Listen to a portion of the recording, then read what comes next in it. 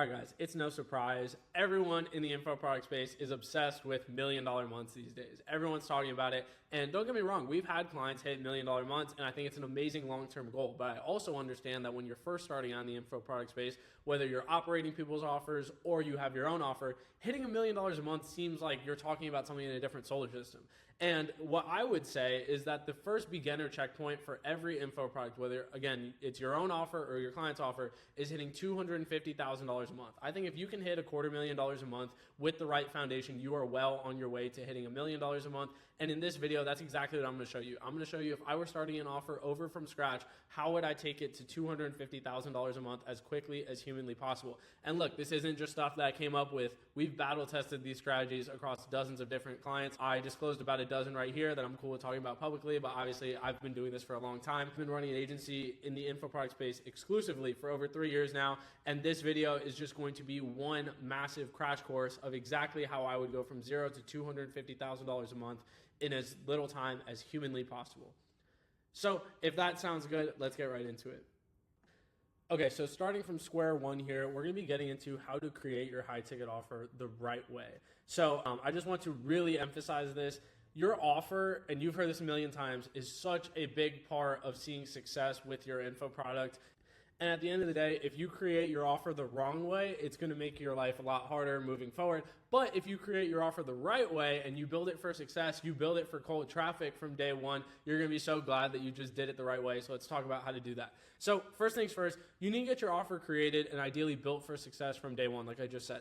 At a baseline level, this is what it comes down to. It comes down to identifying the niche experience that you or your creator has, understanding the ICP of the person that is most likely to invest in that niche expertise or who is financially qualified to do so, depending on your offer price point.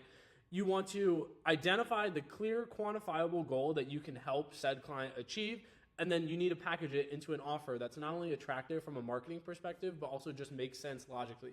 And one common point that I'm going to keep coming back to throughout this video is that you want to build your offer to be able to scale with ads from day one. It's one of those things where it's like, if you can just think with the end in mind, it's going to make the transition and the process so much easier. So I'm going to give you a quick example of how I would do this. So let's say, for example, your client's niche expertise is that they're an Amazon seller, and their best students just so happen to be a bunch of middle-aged women and moms. So let's say, like, you know, you have an Amazon coach, she's like a middle-aged lady, and for some reason she just attracts a bunch of like stay-at-home moms or moms that want to make money on the side. So in this case, her niche expertise would be selling on Amazon, and the ICP is technically she could help any, but given her niche expertise, she's probably best suited to help moms and middle-aged women, just because maybe that aligns with her experience. That's what all of her processes are built around, and basically that's the way that she's built her business, is for it to be maybe not a massive cash cow, but it's something that she does on the evenings and the weekends that she can help other moms do the same thing. So the big promise in this, made up scenario would be learn how to make a new disposable income stream on Amazon in as little as a couple hours per week. And it's something that you can juggle with your family, your kids, etc. So in this case, the offer is probably going to have a heavy emphasis on being done with you.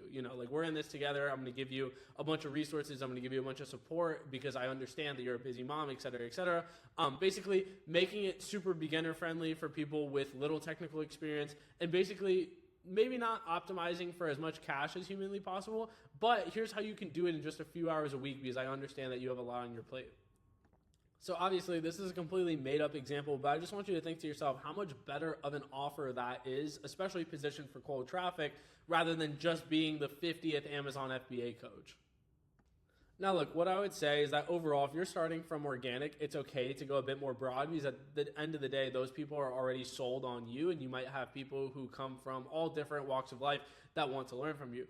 But what I found is that with paid traffic, the more specific you can be and the more aligned that you can be in terms of having congruency with the personal brand and the kind of people that you're trying to attract, the better. For example, if you're a mom of 3 kids who just so happen to learn how to build an Amazon business on the side, if you position an offer for similar people to you who look the same way as you, have the same values as you can kind of speak to them directly. You're in a way better position for success than just trying to go super general. I hope that makes sense.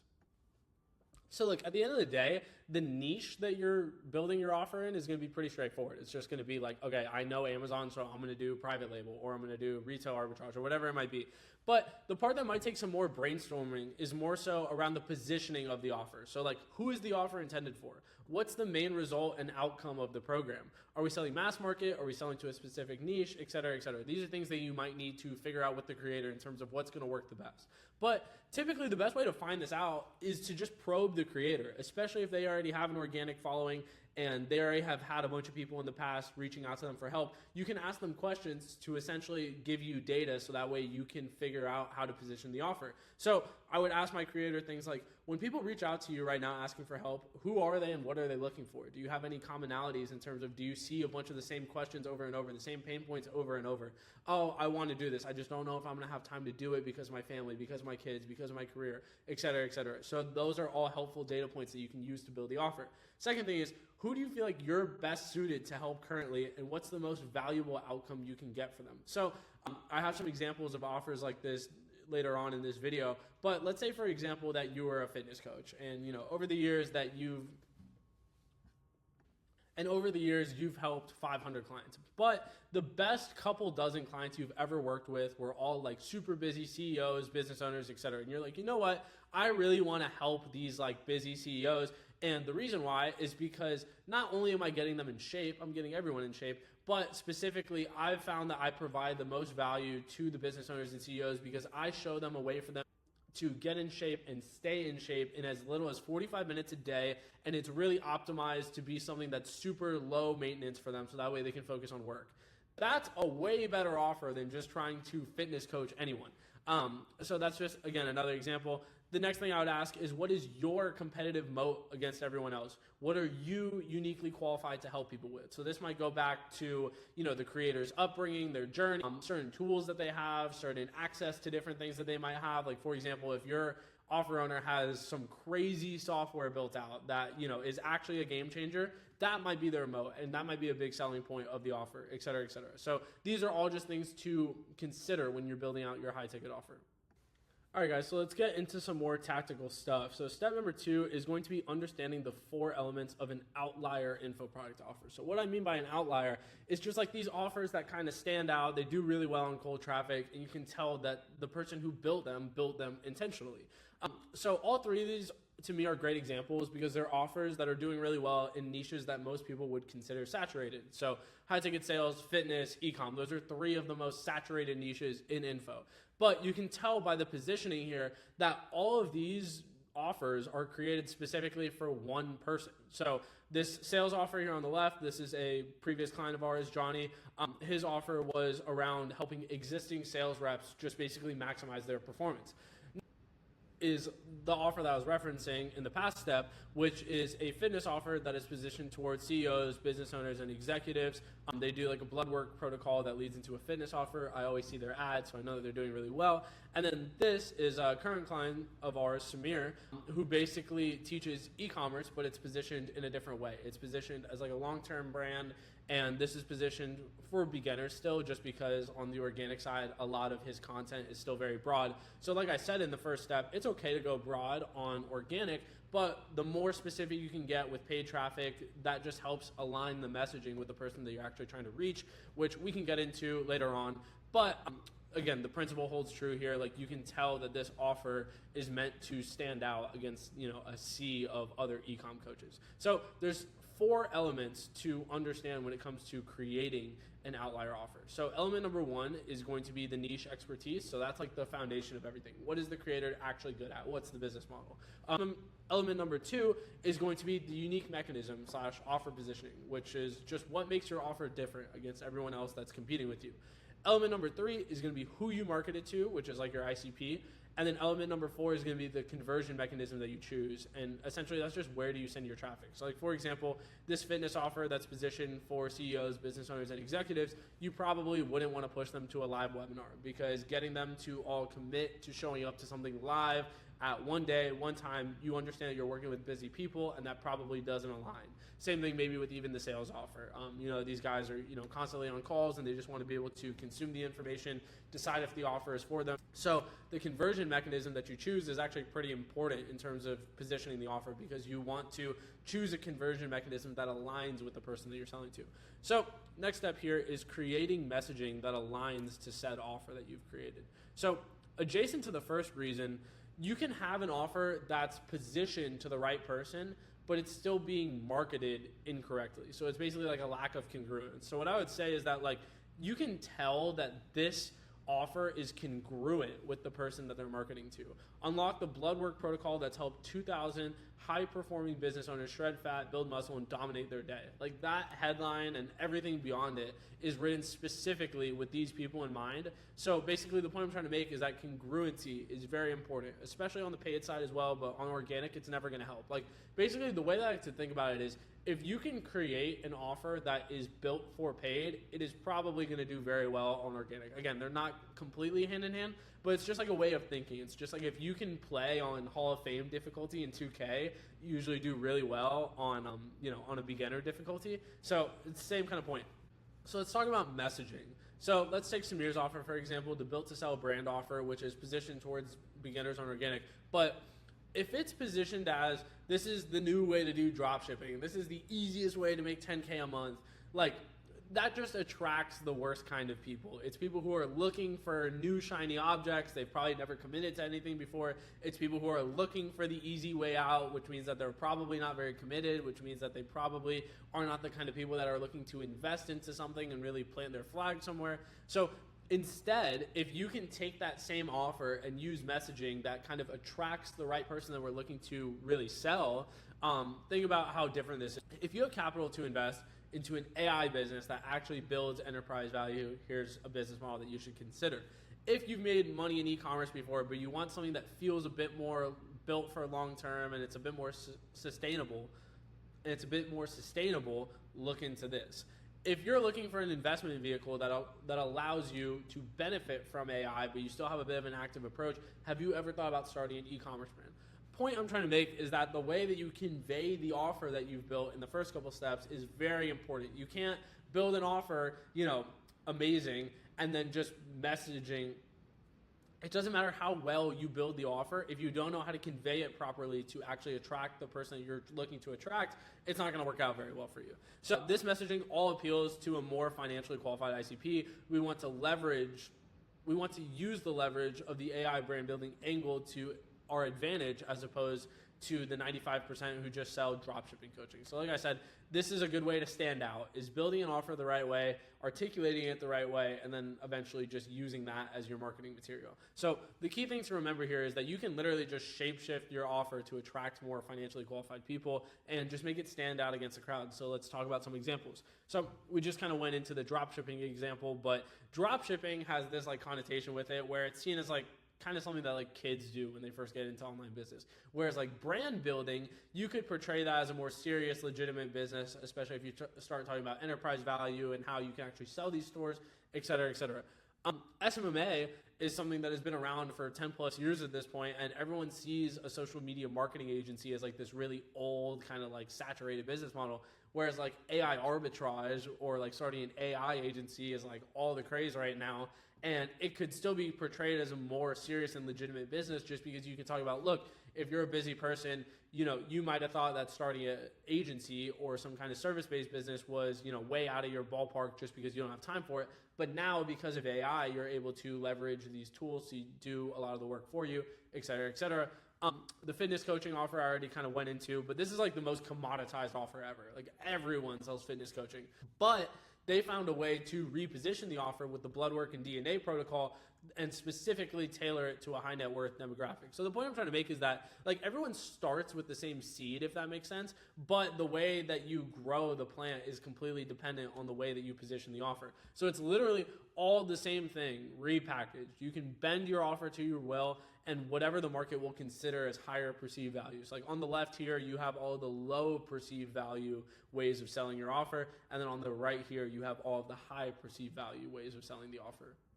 Now, this whole idea of kind of just bending an offer to your will segues very nicely into step number 4, which is understanding airbending. So, airbending is a term that me and the WAP guys came up with a little while ago. But essentially, it's just taking your offer and your expertise, whatever it might be, and essentially just bending it to where it sounds way better and it sells way better. Because at the end of the day, that's what we all want, right? So this kind of loops back to the first thing that we talked about in one of the earlier steps, but you have to understand the 4 elements first. I don't know if you guys have seen Avatar, but he has 4 elements here. It's like earth, water, fire, and wind or something like that, where, well, your 4 elements here are the niche expertise, the unique mechanism and offer positioning, who you market it to, and the conversion mechanism that aligns. So if you want to tactically take your offer and airbend it, here's how you do it. So you take the knowledge and you package it up, you position the knowledge towards your ideal ICP, you choose messaging that aligns with that ICP, and then you build a conversion mechanism that's congruent and run lead flow through it. That's exactly the process I just walked you through. This is just another way of visualizing it. So a few things that I want to note when it comes to offer positioning and kind of creating a good offer. Not all niches are created equal. You can be riding headwinds versus tailwinds. So like, for example, if you're selling like an SMMA offer, like we just talked about, you're probably riding a pretty sharp headwind or a pretty strong headwind, just because so many people have already bought these programs. The market sentiment around SMMA just is not that great. Whereas like if you can position it to where it leverages AI, you get to ride a tailwind, which is going to make your life a lot easier. Next thing to note is that unique mechanisms and dialed in offer positioning is also make or break. Like what I would say is like these things that I'm talking about, I wouldn't consider them like extracurricular. I would say that these are pretty crucial for your success, especially these days with the info product market the way it is, where you probably have a lot of competition in your niche. If you can lean into having really good positioning and a really good unique mechanism, that can be one of the things that works the hardest in terms of seeing success with your offer. The ICP that you choose to sell to will make your life so much easier or harder. So choose wisely. So like, for example, if you sell to high net worth individuals, or you sell to stay-at-home moms, or you sell to, people who have built a business and they're looking to exit it, something like that, versus like if you sell to convicted felons, it's going to make your life a lot harder. Or if you sell to 17-year-old children, it's going to make your life a lot harder. So again, I'm kind of just using random examples, but just illustrates the principle of like, be very intentional of who you actually try to sell your offer to. The next thing to mention is that there needs to be congruency between the ICP that you're selling to, the face of the brand. Like, does the ICP, or is the ICP likely to buy from the face of the brand? I know that's something that like not a lot of people think about, but like if you are a kid who is 21 years old and you're trying to sell to moms, it's probably not going to work out very well for you. Next thing to mention is the messaging. So we've already talked about this, but just having congruency and the conversion mechanism that you run traffic to. All of these things are things to keep in mind. And like I said, you don't want to be selling an offer to high net worth people and sell it only through webinars and challenges. You want to sell it through something that kind of caters to their schedule, their buying habits, etc. Next thing I want to go over is pricing and deliverables. So a lot of people are always confused about like, okay, I want to start selling high ticket. How do I price it? A lot of people have limiting beliefs about what they can price their offer at. And, I don't want to make this video all about like limiting beliefs, but what I would say just tactically is that the 3 to 5K ballpark is usually a good place to start for most standard flagship offers. So what I would say is like, you can raise the price if it's a super in-demand creator. Like if it's someone who has a really big following, you might be able to charge a bit more. Or if you start selling the offer and the close rate's insanely high, like 40 or 50%, raise the price as well.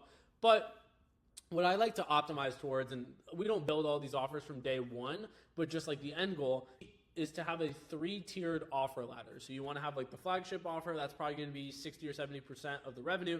Then you want to have a downsell and like a graduation upsell program. So let's talk about why.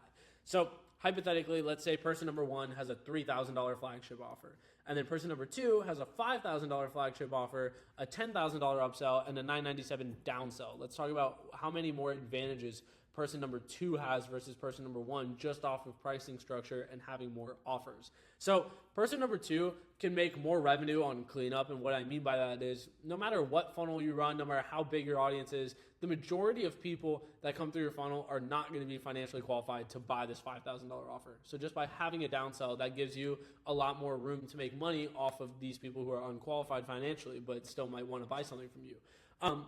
Next thing is that if you're leveraging financing properly, just having a $10,000 offer that you can sell people into, or like, for example, a lot of people who buy a $3,000 offer in cash would be able or would be willing to buy a better $5,000 offer with financing. So this alone can boost your revenue drastically. A lot of the biggest offers that we work on do leverage financing a lot. I would say that's something that's changed in the past few years, whereas like when I started working with info products, not a lot of people used financing or had access to good financing. But now with tools like WAP, financing is super crucial. I would say it's a massive lever towards just making more money and setting your offer up for success from day one. Person number two in this scenario actually has an ascension process. So like, you know, let's say you sell them a $5,000 offer and a bunch of your students get really good results. If you have nothing to sell them afterwards, you're missing out on a massive, you know, low-hanging fruit. So just having an upsell product or something that you can even sell people into on day one if they're more qualified or they're just super high intent definitely leads to making more income. And then also you have a way higher margin for paid traffic if you go with this second pricing model, just because one, the flagship offer is a bit more expensive. And like we talked about with financing, you know, you can obviously split test prices. I'm not telling you to like use these prices verbatim, but what I'm saying is just the concept. You know, you have a higher margin for paid traffic because your AOV is going to be higher on this one. You are going to recoup a lot of your ad spend with the downsell, and then also your LTV is going to be higher because you have this upsell. So just don't pay as much attention to the actual price points, but more so the reasoning behind the price points. Okay, so now let's talk about what do they actually get at these price points. So when it comes to deliverables, the core pillars for a high ticket flagship offer are always going to be relatively similar. Again, I'm just doing general kind of guidance here because I don't know your offer specifically, you sitting on the other side of the screen watching this video. But the core pillars are always going to be similar. So what I would say is it's going to come down to some kind of curriculum or course, a private community, live coaching, calls, and then add-on resources from there. So obviously the add-on resources are going to be highly dependent on what your offer is, what the niche is, etc. But I'll try and give you as much general advice as I can in this video. When it comes to designing your curriculum, you want to think through every single step that it takes for someone to go from complete beginner to where you are today, and basically just build out a massive list of what needs to be covered or what you wish you knew. So that might be like, 12 modules with 5 chapters within each module or something like that. Not every single point of curriculum needs to be included in the flagship because you still want to leave room for kind of like gate-kept information for your upsell. So essentially the thought process I would go through is you list out every single possible resource that you could give someone in like the highest ticket offer that you want to sell. So let's say it's like a $25,000 offer. And then you list out all of the things that you would possibly give someone in a $25,000 offer. Let's say there's 50 things in that offer. Or let's say, there's 20 things to be a bit more realistic. And basically you just strip some of those things away as you build out the flagship offer and then as you build out the downsell. So typically this looks something like the downsell is like just usually curriculum. Maybe it has like its own community and maybe like one coaching call a month or one coaching call biweekly. And then I would say the flagship offer is going to be all 3 of these things and then some add-on resources. And then the upsell is going to be like everything in the flagship plus more access plus more add-on resources and then potentially also more of a curriculum. So yeah, I hope that makes sense. That's basically how you build 3 offers from a high level that don't cannibalize each other. So essentially you don't want to make the downsell so good that no one buys the flagship. You don't want to make the flagship so good that no one ever wants to buy the upsell, and et cetera, et cetera. But basically what you do here is you just list out every single thing that someone needs or everything that someone has to buy. So if there's people who also share the same customer as you, that gives you a lot of ideas for like cross sells or affiliate partnerships that you can incorporate into your offer, where you can maybe get like a recurring kickback off of it, or you can just white label it, sell it yourself, et cetera, et cetera. All this stuff is just going to add on to your LTV. Okay, and step number 6 is going to be setting up your offer. Like, where do I host the offer? How do I take payments? Where do I host my community, et cetera, et cetera? And my very biased opinion to that question is you do it on WAP. I've been working with WAP for over a year now at this point. I'm really close with a lot of the guys there, and I can just genuinely say, even if I wasn't affiliated with them, that WAP has far and away the best product in the info product space.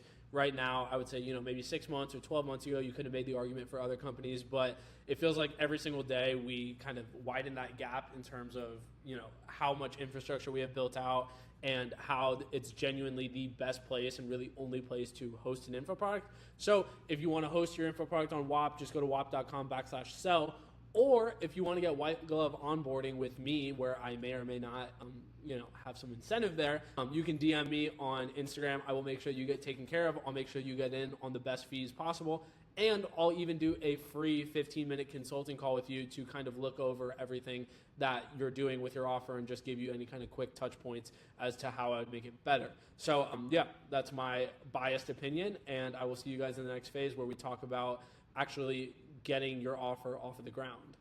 All right, guys, so in phase 2 of this video, we're going to be covering building out your initial infrastructure. So what do I mean by infrastructure? I just mean everything that happens from click to close, like the entire customer journey. So if it's like on an organic call funnel, it's everything from when you do your CTA until they're on the phone with the closer, or if you're on the paid traffic side, everything from someone seeing an ad to them actually buying. So we want to build out this infrastructure the right way, just because, like I said, it's going to not only lead to you making more money in the short term, but also when you go to transition into paid traffic and all that other stuff down the line, it makes it a lot easier if you already did it properly on day one. So for step number 1, let's just talk about the importance of actually building out your initial infrastructure properly. So I don't know where I came up with this analogy, but I hope this makes sense.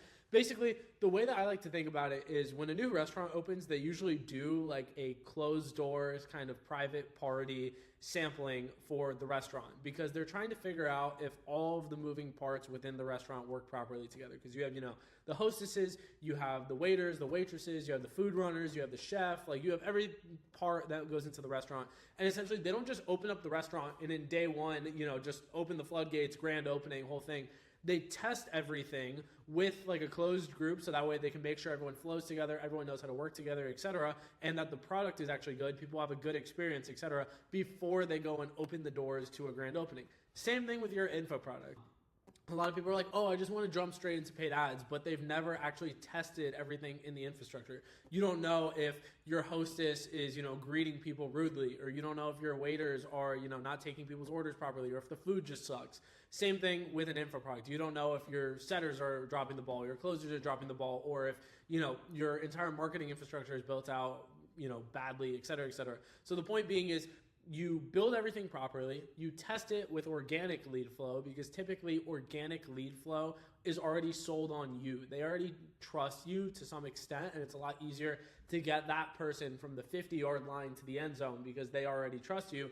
But when you deal with cold traffic, you have to take them from the 1-yard line all the way to the end zone because they have no idea who you are before they click on this ad. So that's the point being, is like, if the infrastructure doesn't work with warm traffic or organic, putting colder leads through it who don't know you, don't trust you, is not going to go well for you. So you build the infrastructure the right way, you test it and validate it with organic, and then you start supplementing. But yeah, this is exactly why you don't just jump straight into paid and then, everything I just went over. This gives you a way higher probability of success. So like I said, everything from click to close is what I consider infrastructure. So like landing pages, confirmation pages, pre-call process, like everything that happens that a customer goes through from them seeing you or engaging to actually getting on a call with the closer. So let's talk about building foundational assets. So what I mean by this is like your landing pages, VSLs, pre-call emails, like confirmation pages, like everything that you have to do just to kind of start pushing traffic through your funnel. So good news with this is that AI makes this a lot easier. So I've already went over this a bunch in other videos, but I'll just briefly go over it.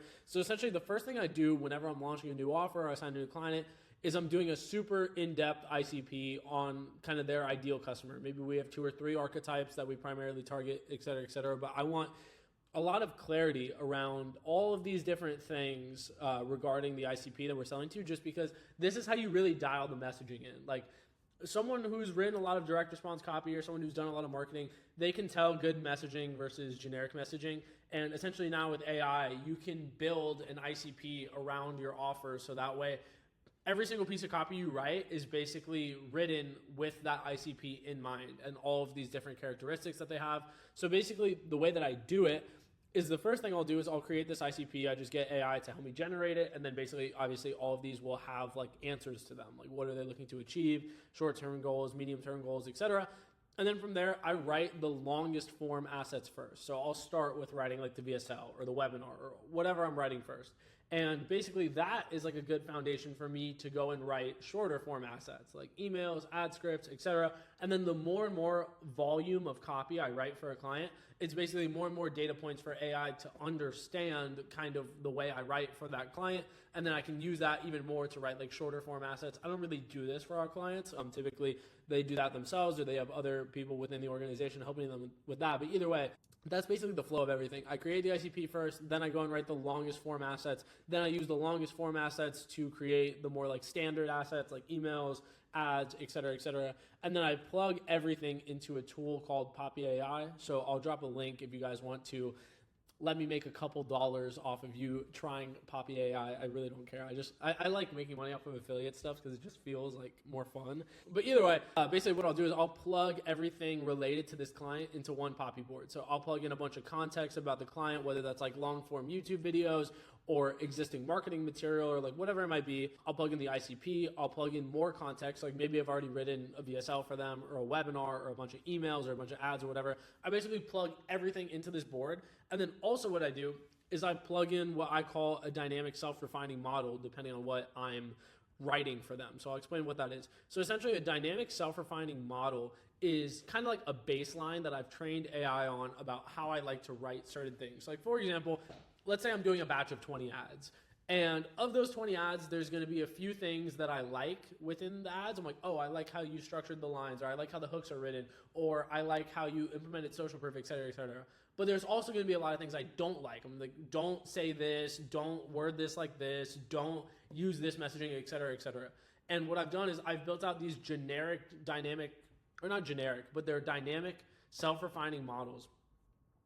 And what I've done is I've built these models that are essentially just like baselines for AI to generate better output. So what I mean by this is, like at this point, I've written thousands of ads with AI. So I've kind of trained the model better and better over time on how to write ads. So that way when I have a new client who I need to write ads for, I plug in the dynamic self-refining model because that's already teaching, the LLM, in this case Poppy, how I like these ads to be written. And then basically for it to be trained on the specific context about that client is everything else here. So the dynamic self-refining model is basically like an SOP for AI, or like a context profile for AI about how to go and create the asset that I'm looking to make. So I have dynamic self-refining models set up for VSLs, for webinars, for emails, for ads, for everything. So basically, just to reiterate kind of what I just talked about, first you plug in all the context, then you generate output, then you give feedback on that output and reverse engineer why it's doing things wrong or why it's doing things right. And you basically just keep going through this cycle until you make the model better and better. And like I said, over time, the model evolves like a Pokemon. Like basically, I generate a new model every like week or two, just depending on like how much work I've been doing for that client or in that specific vertical of like, have I been writing a lot of ads this week or a lot of VSLs this week or a lot of webinars this week or whatever. And I basically make the model better and better. These dynamic self-refining models are stuff that I only share with done for you clients or consulting clients. So if you're at this point in the video and you're like, hey, I want to work with this guy, I can tell he knows what he's talking about, you can just click the link down below and apply to work with us. You'll be speaking with me personally, but if not, you can just kind of watch everything here and you can try and do it yourself. So step number 3 is understanding the pieces of the puzzle in maintaining congruency. So what I mean by this is essentially just maintaining congruency throughout the entire customer journey. So like, let's just say for a call funnel, everything in this video is just going to be about call funnels because I think that's usually the best funnel to start with in most scenarios. So just walking through the entire customer journey, first they hit the landing page, then they go to the application, then they hit the thank you page, then they talk to a setter, then they go into like the pre-call process with all your different automations, et cetera, and then they're actually on the sales call. So basically, I just want you to like visualize this entire customer journey and essentially just realize that like everything at each of these points has to be done properly or you're going to be losing people at specific points. Like for example, if your application is structured really badly and you have a bunch of like super high friction questions, you might get a bunch of drop off there, which is going to, decrease the amount of calls that you get booked, increase your cost per call unpaid, et cetera, et cetera. So you need to dial this in. Same thing with like the thank you page. If you don't do this properly, you're probably going to have a bunch of people who show up to the call not properly framed. They don't really know what's going on. You might just get a lot of non-responses, et cetera, because you're missing this point in the customer journey where people are super primed to consume information. Same thing here. If your setter is reaching out to people and it's taking hours and they're 15 years old and you can tell that they're super young, like that might lack congruency with the offer. So that might be a drop-off point. Point being is you kind of just have to take into account every single step of the journey so that way you don't mess anything up and have like these gaping holes in your funnel. Next thing, I want to introduce this concept that I thought of called the trust curve. So I don't know why I visualized it like this, but essentially like from what I know about skating, I've never skated. When you're skating on this pipe, I think it's called a half pipe, I don't know. Essentially the way I think about it is when you like jump up to, skate this, you have to commit. And let's say that this pipe is like 10 feet long or whatever it might be. At any point of you like skating this, there is a choice that you have where you can just bail. Like you can just fall off and obviously like you'll just get a little scraped up, whatever. But if you feel like you're losing your balance or whatever, you're just going to bail and you're going to fall off. So this is the same thing that people experience when they go through your sales process. And obviously like I'm trying to make a metaphor here, but I learned this when I went through someone's sales process to buy a very high ticket service recently. And basically the point being is people come into your funnel skeptical. It's one of those things where like you're guilty until proven innocent in the consumer eyes. Just because everyone's so jaded, everyone's so skeptical when it comes to buying coaching programs or buying like basically anything high ticket off of the internet, I would say. Point being is people are almost looking for a reason to not trust you. They are highly skeptical, they are highly jaded, and point being is if they run into anything that is incongruent or kind of makes them not trust you, at any point in this customer journey, they're going to bail. Like even if it's something little on the thank you page, or like they can tell that one of the customers' review is fake or something like that. Or like the example I gave, like if your setter's 15 years old and it's like a turn off for the prospect. Like point I'm trying to make is that people come into the customer journey looking for a reason not to trust you, and you have to maintain congruency or they're just going to metaphorically jump off of the pipe and just bail and just, go back to life the way it was before. So basically the point I'm trying to make is that the customer journey is really just taking someone from being extremely skeptical to fully trusting you enough to transact. So I've bought a lot of things just off of trust. Like there's been a lot of people where I've just paid with a payment link over text because I know that I trust the person. Like whether we have a bunch of mutuals together and I've heard a bunch of things, or I've worked with the person in the past, or, I've just heard an overwhelming amount of good things about the person. I've consumed a bunch of their content, et cetera, et cetera. Like that's because it's not because the offer is like so amazing usually. It's just because I have so much trust already built up to the point where I'm just ready to go. So when you think about it, a lot of times the customer journey is a journey from 0 to 100 in terms of trust, like getting someone from 0% trust to 100% trust, or maybe they transact somewhere around 80 or 90% trust.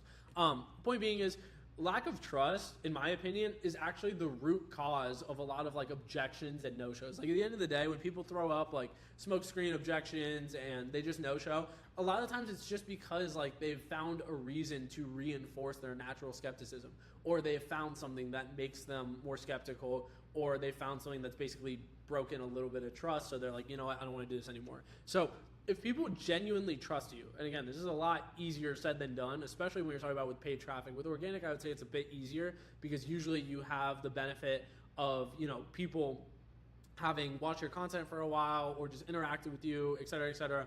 But especially with paid, if you can get people to genuinely trust you, they will buy basically anything that could benefit them as long as it's somewhere within their price range. Like basically the point being is I've bought stuff that I didn't necessarily like need. Like I wasn't like, oh my God, like I need to buy this. Like this person built so much of a gap with me in terms of like, they just really had to like hard close me. I was like, nah, like I trust the guy. I think this would be good for me. I'm just going to buy it. And that's the benefit that you get to play into when people genuinely trust you. So the point being is just keep this in mind with the entire customer journey. The entire point is to build more trust and not give people any more reason to build skepticism. And then the last point is that time and congruency is the main way to develop trust. So basically, if someone spends a lot of time with you, if they've been watching your content for months and you have that congruency, they've never seen anything like off-putting, they've never seen anything that's made them a bit sketchy, you've never said anything that's like a little like, build hesitation or build skepticism, that's the main way to develop trust. But you can also speed this up with velocity. So what I mean by this is, like, let's say the average sales cycle on paid is 5 days or 7 days or whatever it might be. If you can give them a high velocity of things that are going to help build trust, like, hey, here's a bunch of testimonials, here's a bunch of videos breaking down exactly how this works. Here's like a video of me screen sharing the P&L from the business. Here's this, here's that. And you throw all this stuff at them within that 5 to 7 day window. Like that's how you can speed up this velocity essentially of building trust. So I hope that makes sense. And I would say this is a really good mental model to keep in mind just with everything you do marketing wise. It's all about building trust. So now getting back to the more tactical stuff, building your landing page. So typically we just follow like a pretty simple structure. It's usually just headline, VSL, application, and then maybe like social proof underneath that, or maybe we'll build like some other sections about like, you know, this is how the business works. This is why it's the best opportunity to pursue, et cetera, et cetera. But everything starts off just with the same 3 points, headline, VSL, application. So that's pretty basic. Step number 6 is going to be creating a 7-figure VSL. So if I wanted to talk about creating VSLs, it would probably be its own video that's like 45 minutes long. So I'm just going to give you a kind of like step-by-step checklist of everything that some of the best VSLs I've written have and kind of like key elements. Again, this isn't totally exhaustive. Some of these, you know, elements I leave out of certain VSLs. I've watched really good VSLs that don't have all of this, but I'm just trying to give you some kind of generic thing to follow. So the first thing you want to do is just frame the opportunity as extremely attractive. That's going to be kind of what gets people bought in the beginning, gets them bought in on staying, et cetera, et cetera. Next thing you want to have is micro commitments for retention. So like just kind of building open loops in terms of getting people to stay and consume the entire VSL, and basically just like building urgency, like as to why they have to consume this and ultimately like get started on this opportunity sooner rather than later. Next thing you want to have is believable social proof all over the spectrum. So what I mean by this is you don't want to just cherry pick the guys that made the most money in the business. You want to pick people all over the spectrum. So like people who did it as a side hustle and made a couple grand, people who did it as a side hustle and then transitioned into full-time and they started making 10, 15 grand. And then maybe you cherry pick a couple of the really big outliers just to show them what's possible. The point being is you want to make it believable. Another point in making it believable is like actually giving them like real evidence that the person is real and they were actually in the program. So like that's why we like doing a lot of like side-by-side student interviews. So you can literally see like, okay, here's the offer owner, here's the student, here's them having a 10-minute conversation about the person's experience. This is a bit harder to fake than like a screenshot testimonial. Next thing you want to have, and this is kind of like the foundation of the entire VSL, is just a really convincing sales argument. So what I mean by this is like just kind of building a logical case as to why this business is something that you should be considering, or why this opportunity is something you should be considering, why they should do it, why it's more than likely going to work out, et cetera, et cetera. Like just a sales argument, like basically a convincing thesis for the entire business. Next step is going to be having like a step-by-step tangible walkthrough while leveraging a unique mechanism. So this is like where you see like, oh, the 5-step process, the 3-step process. And as like cheesy as it sounds, I guess, when you're like really deep in the internet marketing space, I feel like this does just make things a bit more tangible for people to grasp in terms of like, okay, the first step is I have to choose the product. And then the next step is I'm going to get it shipped to the warehouse or whatever.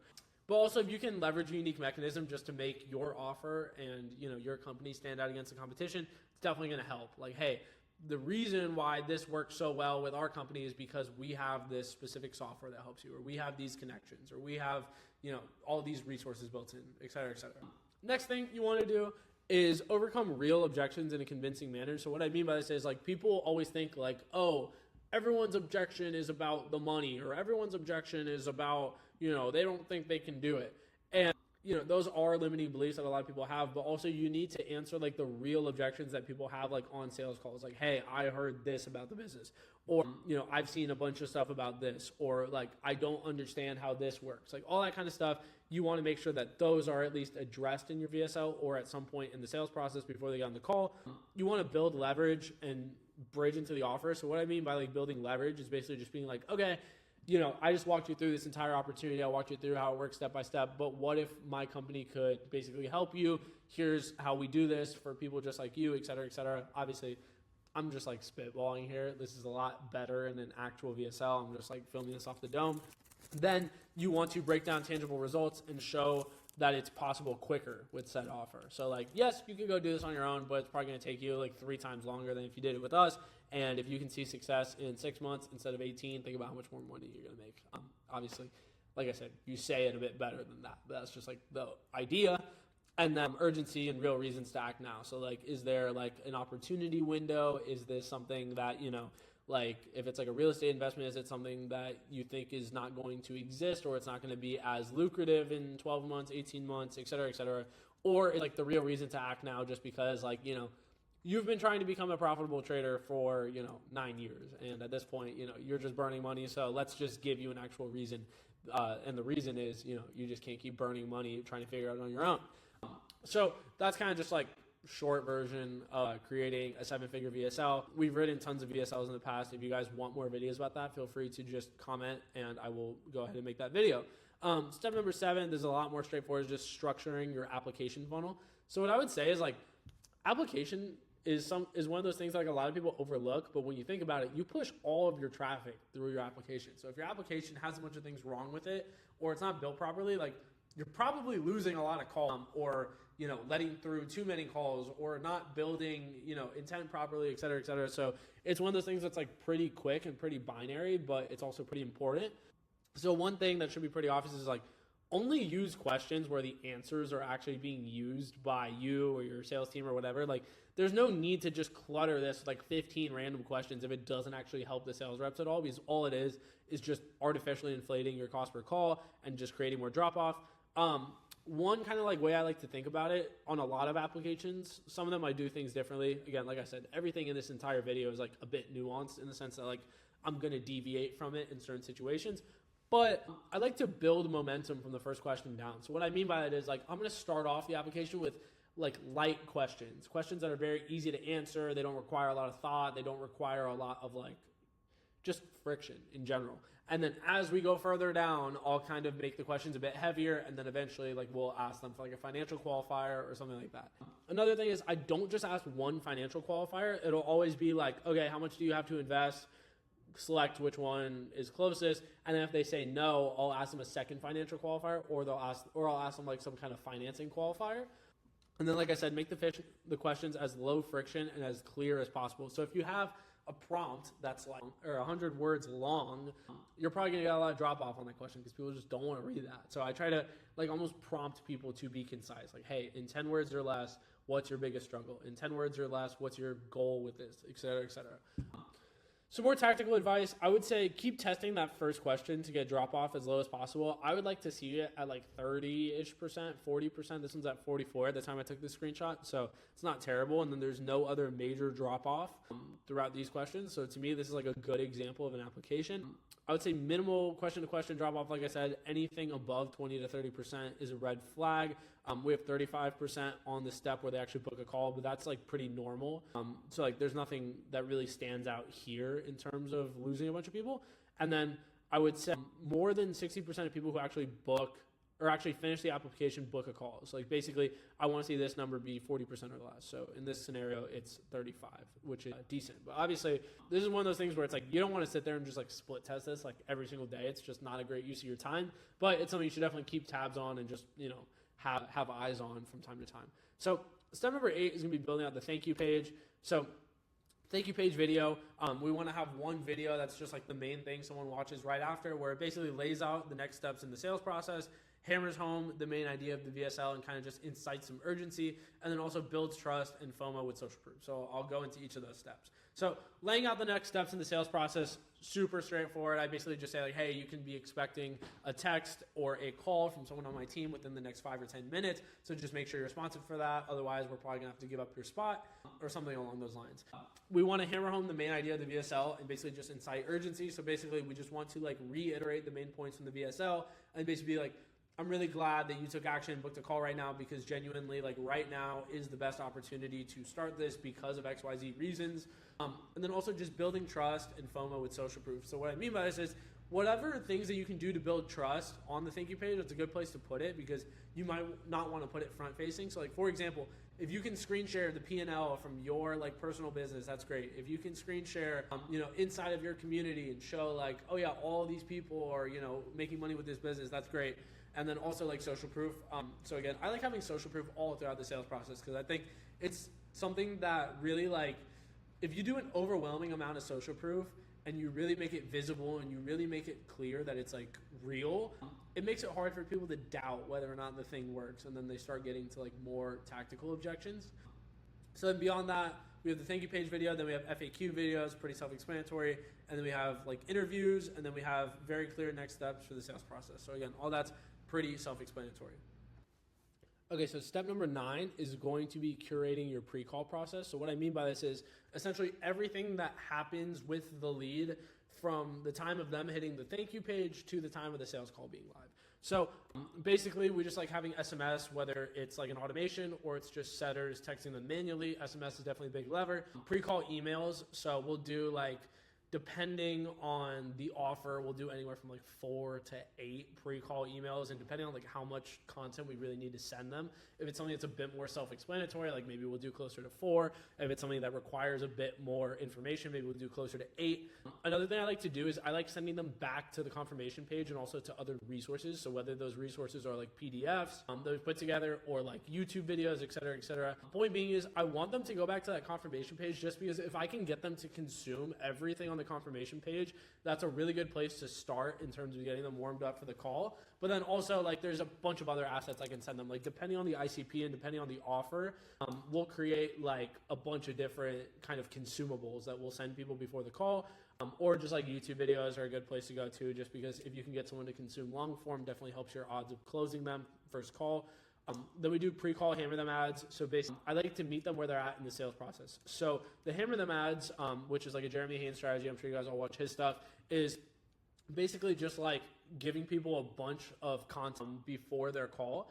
But the key thing that I like to remember is that I want to meet them where they're at in the sales process. So if it's someone registering for a webinar, they're usually a bit colder than someone who's just booked a sales call. Obviously not like a ton in terms of delta there, but people definitely have different objections when they're post-call versus when they're post-webinar sign up. So like in the pre-call hammer them process, we might talk more about the program, whereas like in a pre-webinar hammer them sequence, we're not necessarily going to talk about the program because they've only signed up for a free training, if that makes sense. So the objections might just be a bit different, and the content that we send out in each of those sequences might be a bit different, but just something to keep in mind. And then also, like, if you can get your sales guys to do selfie videos, personalized confirmations, all that stuff is going to help with show rate and close rate. But yeah, that's it for phase 2. And then the next time I'm going to see you guys is in phase number 3, where we're going to talk about actually launching your high ticket info product and getting some money in the door. So I'll see you over there. What's going on, guys? So in phase 3, we were going to be talking about launching your high ticket offer. So in phase number 1, we kind of mapped out the entire offer, positioned it properly, etc.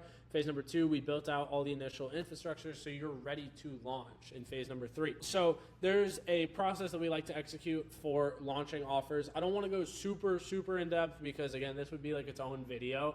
So I just want to cover everything high level, and then obviously if you have questions, feel free to click the link down below. You can either apply to work with us or you can just shoot me a DM on Instagram. I'll probably get back to you pretty quick on that. But either way, step number 1 when it comes to launching a high ticket offer is launching the beta offer. So typically what we do when we're launching a new offer that's never been sold before, like with a creator that's never sold high ticket, is we'll start with a beta group. So the entire point of the beta group is to not only get some momentum and get some cash in the door and just kind of like get everyone excited, but it's also just to start getting feedback. So that way, if we need to reposition the offer a little bit to make for a bigger like actual launch, we get that feedback before we actually launch publicly. So basically we soft launch a beta group. This group will be let in for a slight discount compared to what we're intending to sell the flagship program at. So we set price points in phase number 1. So we'll give them a slight discount on that for the beta group. And the value prop is that they'll be getting the most intimate access to the creator because it's the tightest knit group. And basically the expectation is like, hey, everything isn't completely done yet. Like, you know, this isn't 100% ready to launch, but you're going to get in early. You're going to get in for a discount. And also you're going to have the closest access to the creator. So this beta group has a few functions. One, it allows us to liquidate the highest intent pocket of buyers right away and get validation. So it's essentially like, yes, when you launch a beta group to organic, you're really only going to get the people who are like basically ready to go, which is fine, but just get some cash in the door and basically get some validation that we're at least going in the right direction in terms of the way the offer is packaged. Number 2 is it allows the sales reps to get some initial momentum and just get proof of concept. Basically, like these should all be pretty much lay down closes. So this isn't going to be necessarily testing their skill set, but you know, not a bad thing to just get their confidence up. Number 3 is it allows us to get feedback as to how we might want to pivot or bolster the offer and what's resonating with people. So like on these calls that we run for the beta group, we'll get a decent idea of like, oh, this is why people are buying. This is, you know, the main things that are resonating them, et cetera, et cetera. Let's double down on that. And then number 4 It allows us to work out any kinks when it comes to the fulfillment process, overall operations, et cetera. So just like getting 20 or 30 people in the door, we figure out like, okay, do we maybe need to hire coaches? Does everything work properly on the community side? All that kind of like little details. But like I said, the main purpose of it is just this first one is just to liquidate the highest intent pocket of buyers, get some validation, and then also getting some feedback. So step number 2 is going to be, once we've filled up all the spots within the beta offer, we're going to go silent with the program for like a week or 2. And during this time, we're staffing the sales team based on projections and interest on the beta launch. And then also, if we don't have all of this built out already, which we talked about in phase number 2, we're going to build it there. So I would advise that you just do it first, but you might want to redo some stuff in the email flows, or maybe even redo the VSL, or redo a little bit of the landing page, depending on some feedback that you got from the beta group. Basically, the beta group sales calls are going to point out the obvious, like if the offer needs a facelift or if the position needs to be fixed. But if those beta group calls go pretty smoothly and we feel like overall people are aligned with the offer, then we don't have a ton to change. So then from there, once we kind of like sell the beta group, we close it, we go silent for a little bit, it's full focus and build up towards the hard launch date. So this entire process, like I said, can be its own video. So I'll leave it separate. In terms of like building hype, like there's a bunch of stuff we do when it comes to like running ads, story sequences, going live. Like there's a laundry list of things I could tell you to do before you launch, and all that require like explanation. So I'm just going to keep this one pretty high level, and then I actually have a video about launch strategies on my YouTube as well, so you guys can go ahead and watch that. Step number 3 is going to be the hard launch. So this is going to be where you really try to open the floodgates on an organic launch. So you want to pull all your tricks out of the bag, all pointing towards this one date. So let's say you're launching your program on December 1st. You want to have YouTube videos scheduled to go out like around that time to basically push applications, Instagram posts, stories for weeks or days leading up to it. We want to do a launch on the email list. We want to dial through all the beta group applicants that didn't buy, et cetera, et cetera. So if you're launching with a bigger creator, or if you have a big personal brand, lead flow is not really going to be an issue here. Like if you did the entire process of building hype properly and everything's been done well up to this point, like you're going to have a lot of calls on the calendar more than likely. And your biggest issue is going to be basically making sure that things don't break and kind of managing lead flow. So making sure that you staffed enough closers, that you staffed enough setters, that all of your CRM automations and like everything on that side of the business is built out properly. Just making sure that there's not anything wrong with the back end, and that operationally you can handle all of these calls. So the overall launch process itself, in terms of like how do we start pushing this out to people, is pretty simple. We just build hype for X day at X time. So like I said, let's say December 1st at 12 p.m., we're dropping this new project, this new program, this new whatever you want to call it. At that time, the call funnel goes live. The links are going to be visible everywhere. So you put it, in the YouTube bio, you put it in the Instagram bio, you post it all over your stories, you put it to the email list, like everything. And then basically after that, I would recommend like opening up story CTAs with DM setters. So like, let's say you go live at noon, maybe at 6 p.m. You're like, hey, I'm doing a AMA about the program. I'm doing a live stream, whatever. Basically just some place for people to kind of like voice their objections and their uncertainties, or just pushing them straight to setters. So that way you can get those people on the calendar or just get them to buy. And then, like I said, just updating all the links everywhere. So then step number 4 is going to be, after you've kind of done that initial first push, is doing a live event basically as your second win. So just like with the beta group, on that initial hard launch, you're going to liquidate a big pocket of the like people who are just ready to go. Like if you have a big personal brand, you have a big organic following, there's going to be a lot of people who are just ready to go. As long as you put the offer together properly, and if this is your first time selling coaching, like I'm sure you're going to get a lot of money in the door. Once you liquidate all these people who are just like ready to go, you need to start kind of moving down the totem pole and basically doing a little bit more legwork to get the people who aren't as sold in the door. So typically what we'll plan to do is we'll plan to do like a live event or a webinar like 7 to 10 days after the hard launch to convert all these people in a one-to-many setting. So let's say you launch a program December 1st, maybe December 8th you plan for a webinar, December 11th, whatever it might be. So the reason why this typically works well is you're still riding the tailwind from the launch, and people have been hearing and seeing a lot about the creator lately, which is true. You can start to leverage how many people you've onboarded and any quick wins that might happen with the beta group. So let's say like, we've already had 50 people onboard into the program. We've already had 100 people onboard into the program. And even people that we let in, in November, they've already gone on to start this business, or they've already gotten these results, et cetera, et cetera. What I would say is that this third pocket of buyers is still relatively high intent. Because obviously, like, if you're doing an organic launch, which is the entire premise of this entire phase, is just how to launch organically, they're still pretty high intent. So we don't want to just let them sit for weeks. We want to like basically do more legwork, like I said, to just get them in the door as quick as possible without making them take the initiative to book a call themselves. So what I'm trying to say is like self-booking a call still requires a lot of intent. Like, okay, I really want to know about this thing. Whereas like you're going to have a lot of people who are like, you know, I'm interested, but I don't know if I really want to get on the phone for this. I don't know if I really want to like actually book a slot on your calendar, et cetera, et cetera. So that's why we like doing live events, because it's a lot better for the people who are a bit more like window shopping, but by the end of that webinar, they might be completely bought in and ready to go.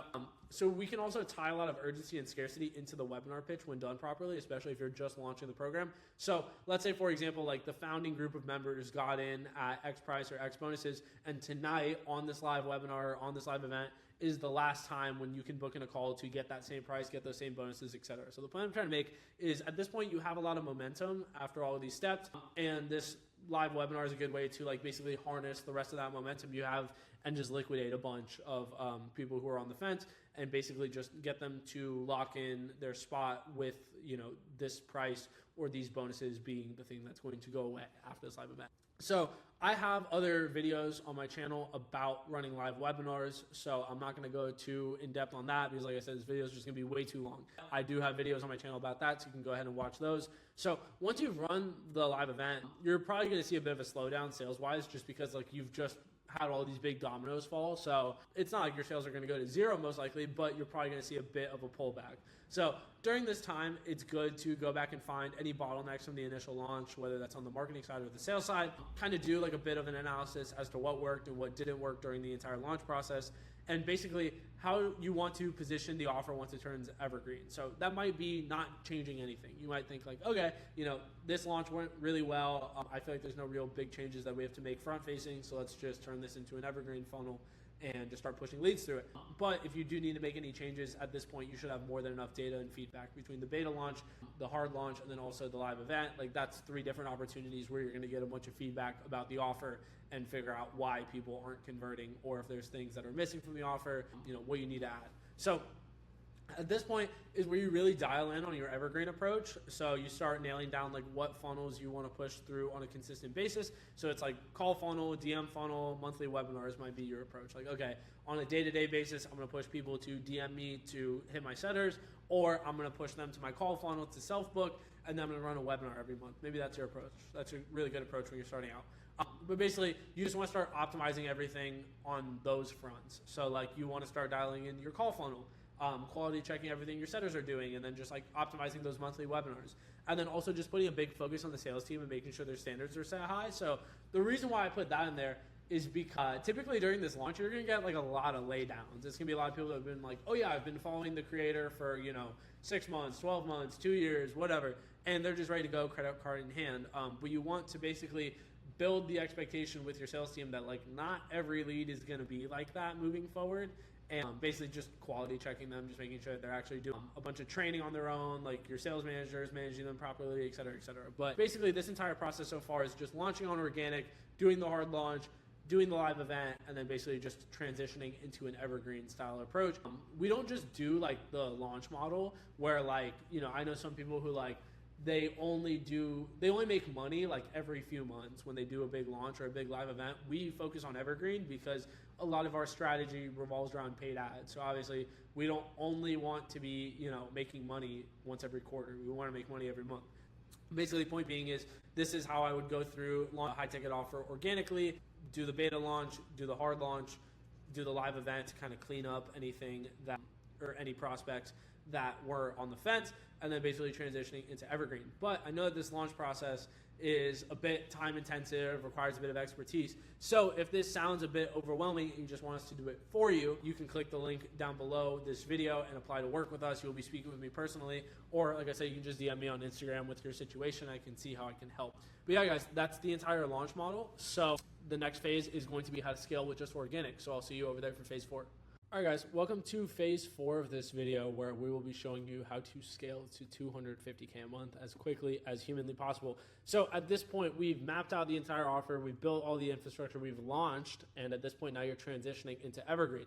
So phase 4 is going to be understanding how to scale your offer just off of organic traffic. So like I said back in phase number 2, I think, about the organic infrastructure. Basically, a lot of people I talk to are super, guns blazing to get into paid traffic. And what I would say is that paid traffic is awesome, and obviously it's the end goal with any info product to me is to scale with paid traffic, because that's the only way you're going to be able to scale with longevity and with control. But my point being is you don't even want to start scaling into paid traffic until you've optimized everything on the organic side. You've kind of squeezed out as much as you can organically. Then you start to essentially supplement with paid traffic.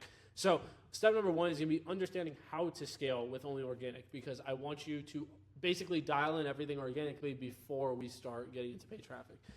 So step number one, just understanding how this even works. How do you scale organic traffic?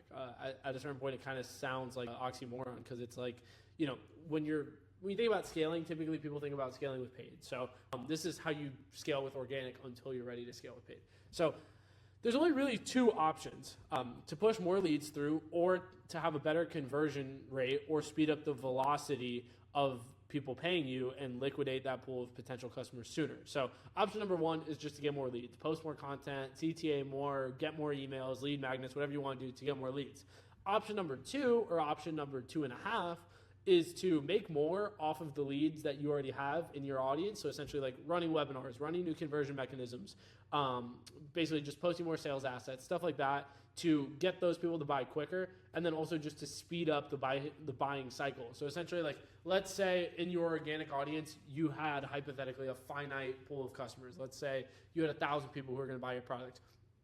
If you could get those 1,000 people to buy quicker and buy all 1,000 units within 12 months instead of 18 months, you speed up that buying cycle, which just means you're making more every single month, which gives you more to reinvest into paid, and essentially just speed up the process of you scaling. So let's say, for example, after dialing in all of your infrastructure, you get your revenue per booked call to $500. So to do 100K a month, your goal is now 200 calls booked per month, which is like 7 per day. So to achieve this on your own, you can post more content, you can use strategies like lead magnets, you can focus more on retention marketing, you can use more conversion mechanisms, so like I said, webinars, etc. Or, like I said, let's say that your offer is going to have 200 customers per year at 5K price point. So that's like $1 million in rev. If it takes you the entire year to liquidate all these customers, you average about 83K a month.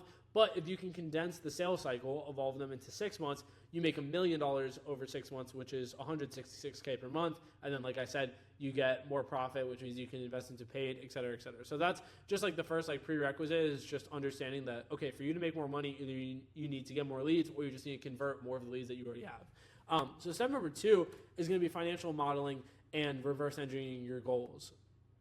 So step number 2 is going to be financial modeling and reverse engineering your goal. So this is an old screenshot of just like a financial model that I've just been reusing for these videos just to keep things simple. But either way, basically what we do is we just map out all the big metrics throughout the funnel. So we map out, like, on the paid traffic side, our CPMs, our click-through rates, cost per call, how many calls we keep, our show rate, our close rate, our cash per call. On the organic side, all you would really have to worry about is like how many calls are you booking every single week, what's the show rate on those calls, what's the close rate, what's the cash per call, et cetera, et cetera. And then you can go further up the funnel and talk about like, okay, what's my lead to booking rate, all those different kind of metrics.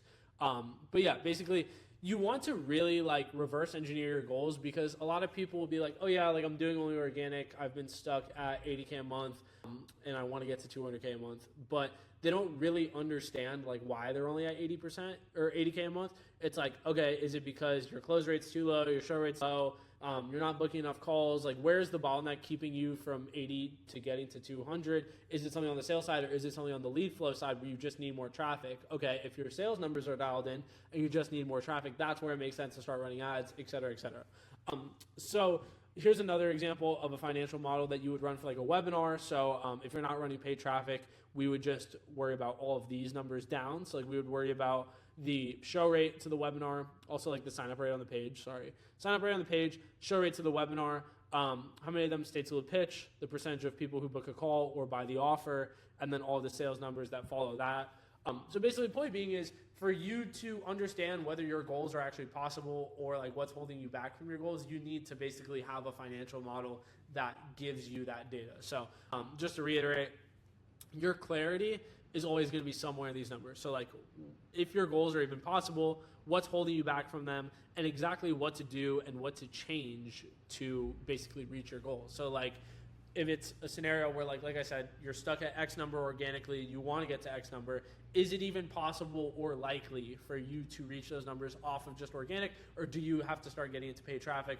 Or is it fully possible that you could reach your goals without even running ads? Because there's, like, let's say, for example, you're doing 80K a month, you want to get to 200, but your show rate and your close rate and your cash per call are all terrible. Your lead flow is fine. It's just like your sales team sucks. You might be able to get to your goals without even running paid traffic yet. So then you basically want to, like I said, optimize everything organically before you start putting paid traffic through it.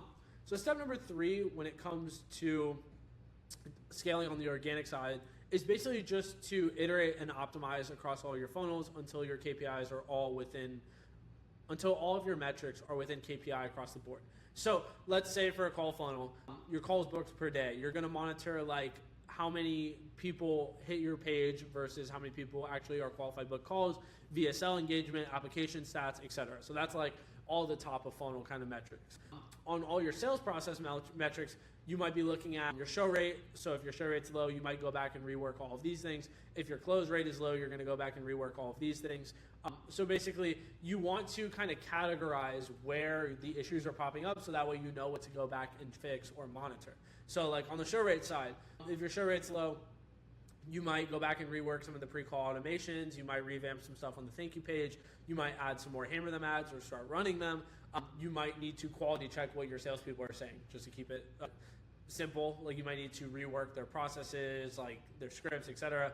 If your close rate is too low, you might need to help your closers out by kind of addressing some common objections and pain points in the VSL, just so that way they kind of get pre-handled before the sales call. You might need to ensure that leads are well framed, which usually has to do with things that your setters are saying before the call and everything on the marketing side.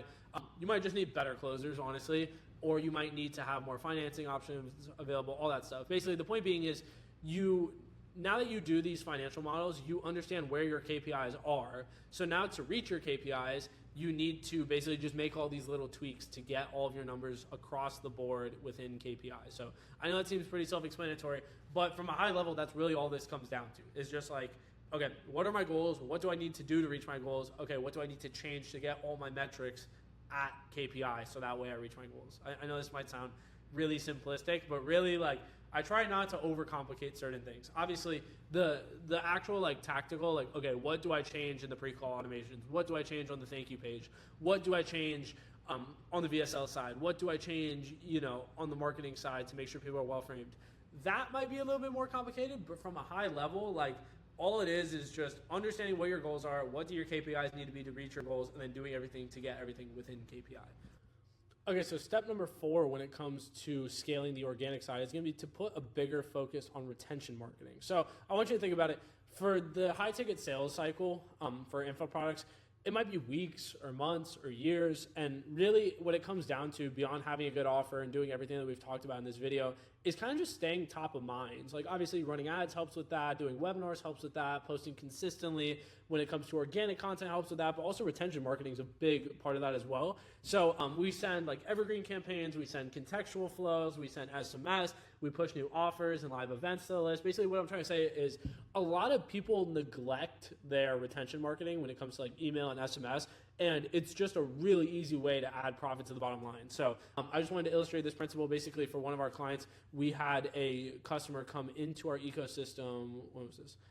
In May, and they didn't end up buying until July. I don't even know why I picked this one, honestly. I could find way crazier ones. I could find ones where people came into the ecosystem in 2023 and bought in 2025. But either way, the point being is, when you're running ads to a call funnel and, people click on the ad on Monday, they take the call on Thursday, and they don't close, you have to realize that there's a very high probability that that person still comes back and buys a few weeks or a few months later if you nurture them properly. And a lot of people don't put really any emphasis on that.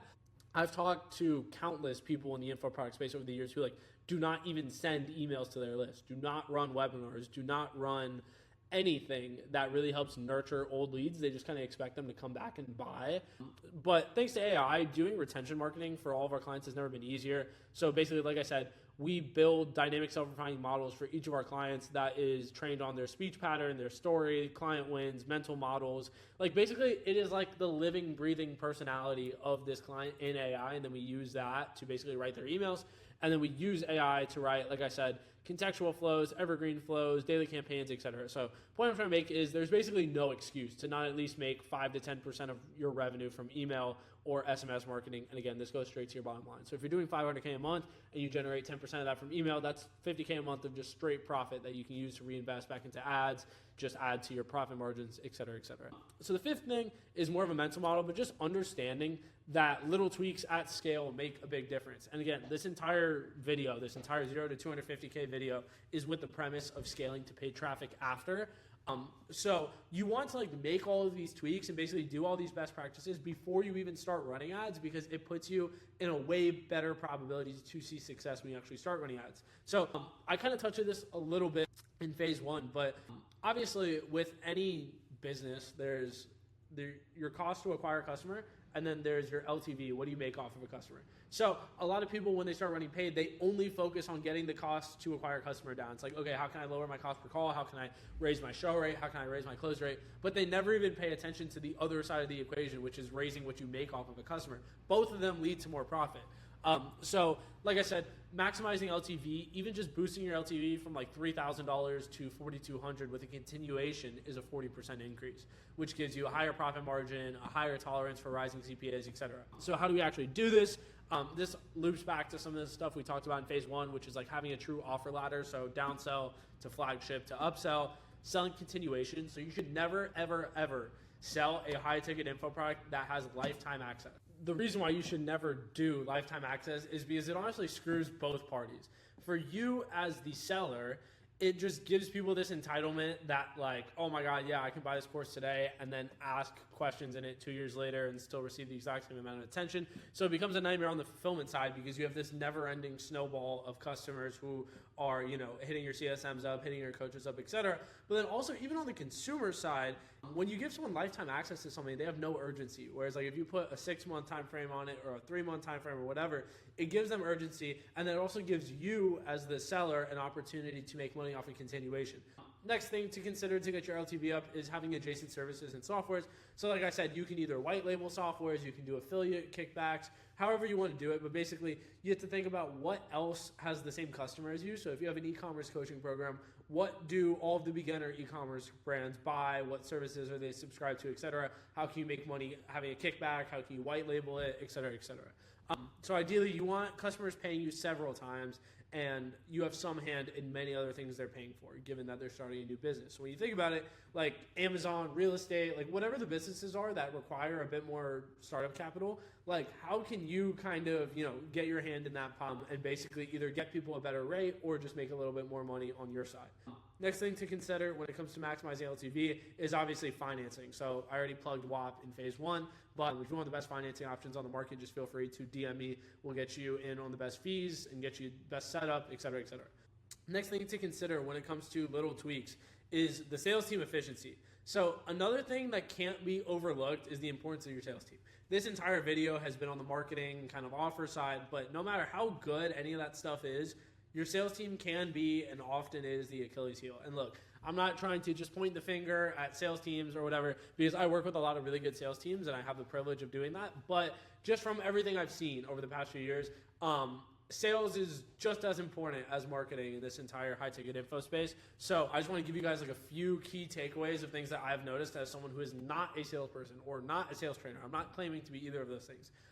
One thing I would say that's really important is just having a really good culture and competitiveness. So like I see a lot of times where there's like 1 or 2 sales reps and they kind of like live this like isolated life where it's like you have the offer owner and then you have like an appointment setter and a closer. And there's no real like synergy. Like it doesn't feel like a team, if that makes sense. But if you guys are all really tight, if you have really good communication, if you're constantly like staying in touch with each other, keeping each other accountable, et cetera, that's how you kind of make that smaller team feel a bit more like close knit. But then even beyond that, as you scale and you have multiple closers, multiple setters, you want all of them to be competing with each other. You want it to feel like a sports team, basically, when it comes to the team culture and competitiveness, because all it means is that they're going to be holding each other accountable and you're going to be making more money as the offer owner, as the operator. Next thing to consider on the sales team side is having a well-defined process and having proper management to stay accountable to it. So like there's two kind of issues on the sales process side. It's like one is the process not even well-defined from the beginning. And then number two, are people not actually staying accountable to that process, or do you not have a manager basically holding standards up? And then third thing, like I said, is just having high standards team-wide. So like if you as the offer owner are slacking, your sales reps are going to feel like they can slack.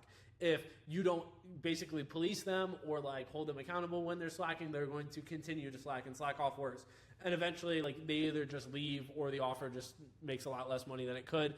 So those are the three biggest things I want to touch on. Obviously, this isn't a video about sales management or sales training whatsoever, because that is not what I do. But at this point, guys, I've walked you through the entire process of going from 0 to 250K a month with your info product.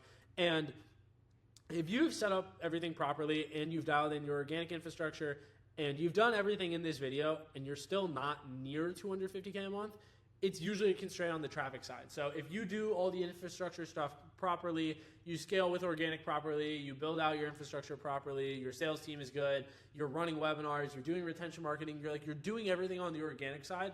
The reason why you're not hitting your goals, whether that's 100, 150, 250K a month, is usually a constraint on the traffic side. So basically what I mean is you've built out everything properly, but you just aren't running enough leads through it. Good news is you can just buy more leads. So at this point, if you made it to this point in the video and you're at this point in your offer where you feel like you've maximized the organic side of things and you still want to scale to the next level with paid ads, good news is you can just buy more calls. So on my channel, I have a free course here about how to scale info products to $1 million a month with paid ads. So like I said, this was kind of the foundation video.